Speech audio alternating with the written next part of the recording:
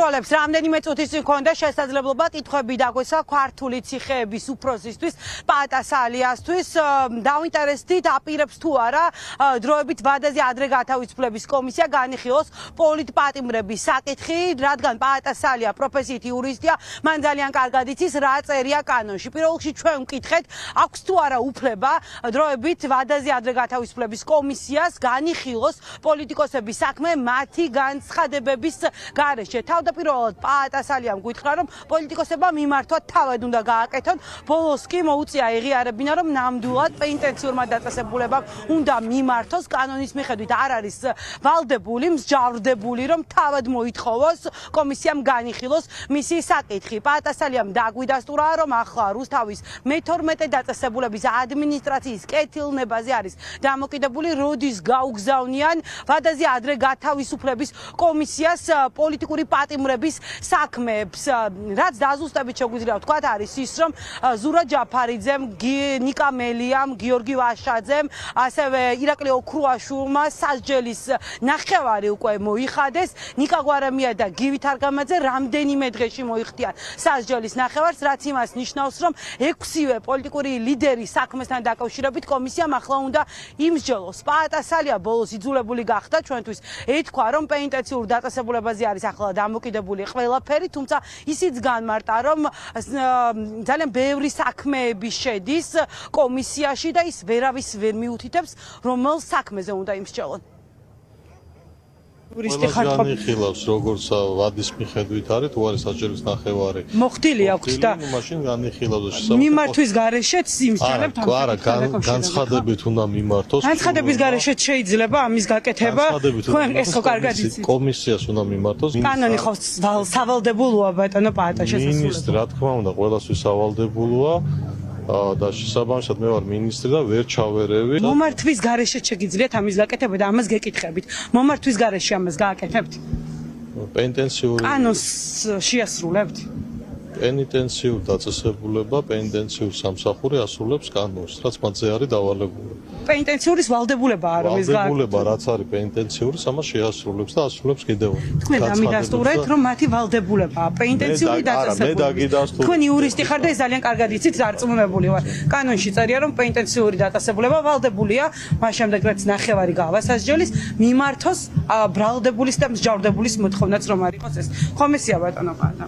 ძალიან ბევრი მიმართვა არსებობს ძალიან ბევრი განცხადება არსებობს და შესაბამისად კომისიების დატვირთულობის მიხედვით ხდება ახალი განცხადებების განხილვა შესაბამისად როგორც იქნება კომისიის მე ვერ ჩავერევი კომისიის საქმიანობაში მე ვერ მივუთითებ პოლიტიკოსი თუ სხვა პირის საქმე განიხილონ ვადაზე ადრე ან ზუსტად 6 თვის თავზე 6 თვის ამოწურვის შემდგომ შესაძლებელი როდის იქნება ზუსტად განხილული დამოკიდებული კომისიაზე გაუშვებს თუ არა ქართული ოცნება პოლიტპატიმრებს სიხიდან ეს არის კითხვა რომელიც დღის წესრიგში მას შემდეგ დადგა რაც პოლიტიკოსებმა სასჯელის ნახევარი უკვე მოიხადეს კანონში წერია რომ როდესაც სუბუქ დანაშაულთან დაკავშირებით არის საქმე მაშინ პენტენციური დაწესებულება ვალდებულია თავად მიმართოთ კომისიას და იმსჯელონ ამ საკითხთან დაკავშირებით ცნობილი არის თავად დატყვევებული პოლიტიკოსების პოზიცია არც ერთი არ აპირებს კომისიაში განცხადება შეიტანოს, რადგან პოლიტიკოსები ამბობენ, რომ ისინი ქართული ოცნების ლეგიტიმაციას არ აღიარებენ. ზურაბ ჯაფარიძის სასჯელი არის 7 თვით თავისუფლების საქმეთან, რაც იმას გულისხმობს, რომ სამართლებრივად მისი სასჯელი 6 თვეზე მეტია და შეიძლება მას შეეხოს უდო, რაც გულისხმობს ნახევარი სასჯელის პირობითად ჩათვლას, თუმცა ზურაბ ჯაფარიძის პოზიციაა, რომ მისთვის უდოს კომისიას პარლამენტის და საქართველოს მთავრობაც არის არალეგიტიმური, შესაბამისად ის არ აღიარებს მათ ლეგიტიმაციას, ამიტომ არც მიმართავთ, არც უდოს მოთხოვნით, არც შეწყალების მოთხოვნით, მათ თავად უნდა შეახონ თუ უნდათ შეხება უდოსი, არ არის აუცილებელი რომ ჩვენ მივმართოთ ყოველ თვე საკუთარი ინიციატივით კომისია განიხილავს უდოს გამოყენების შესაძლებლობას. თავადვე პენტენციური სამსახური ვალდებულია განიხილოს მათი პირობით ვადამდე გათავისუფლების საკითხი. თუმცა ჩვენ ყველას კარგად გვესმის პოლიტიკურად მოტივირებულ საქმეებზე არავით არ მსგავს გადაწყვეტილებას პენტენციური სამსახური არ მიიღებს და უფრო მეტიც სულ რომ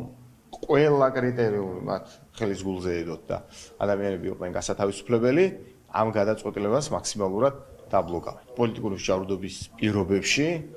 რაიმე ხელის თხოვნა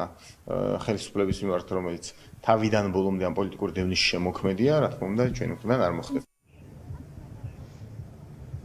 მართალია სასჯელის ნახევარი ნიკა მელიამ უკვე მოიხადა, თუმცა მას მაინც არ შეეხება ვადაზე ადრე გათავისუფლება, რადგან ნიკა მელიას დამატებით კიდევ ერთ საქმესთან დაკავშირებით პატიმრობა აქვს შეფარდებული. საქმე ეხება ირაკლი შვანგირაძისთვის მოსამართლისთვის წყლის შესხმას. ამ საქმესთან დაკავშირებით 1 ოქტომბერს დაიწყება სასამართლო განხილვები. ამ დრომდე არც დაზარალებული სტატუსი არ აქვს მოსამართლეს და არც მოწმეთა სიაში არ ყავს ჩაწერილი პროკურატურას. თუმცა მიუხედავად ამ ყველაფრისა, ნიკა მელიას ამ საქმეზე პატიმრობა შეუფარდეს და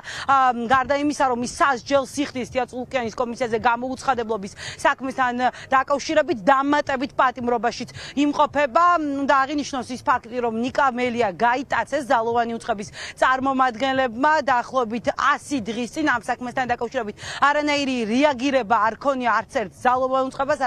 არაერთი განცხადება შევიდა მელიას ადვოკატების მხრიდან პროკურატურაში. 4 თვის წინ ნიკა მელია უკანონოდ გაიტაცეს პოლიციის თანამშრომლებმა, მას წაართვეს მობილური ტელეფონი, მიაყენეს ფიზიკური შეურაცხყოფა და დღემდე აღნიშნულ საქმეზე ერთი ფურცელიც კი ადვოკატებს არ გადმოგცემენ. ფაქტობრივად ნიკა არის უკანონოდ დაკავებული, უკანონოდ გატაცებული. არც საქმე მიუტანია სასამართლოში და საერთოდ არავითარი, ასე ვთქვათ, მსვლელობა აღნიშნულ საქმესთან დაკავშირებით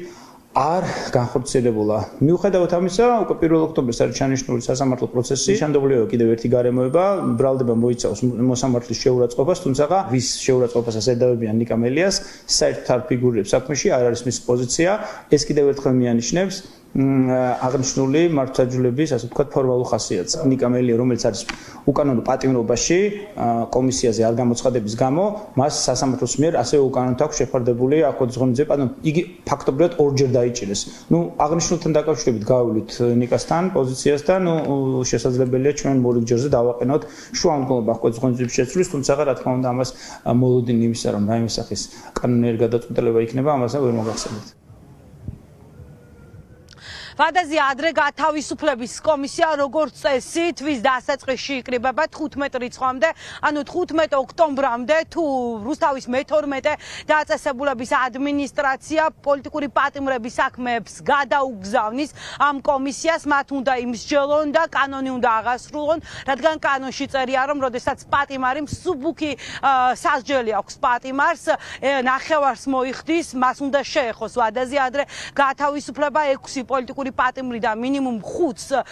ნიკა გვარამიას, ზურა ჯაფაიძეს, გიორგი ვაშაძეს, ირაკლი ოქრუაშვილს და გივი თარგამაძეს ეს კანონი უნდა შეეხოთ და მათ უნდა დატოვონ პენიტენციური დაწესებულება, როგორც გითხარით ნიკა მელიასთვის ვადაზე ადრე გათავისუფლების კომისიაში მისი განაცხადის გაგზავნა არაფერს არ წარმოადგენს, აზრი არ აქვს, რადგან მას დამატებით პატიმრობა აქვს შეფარდებული.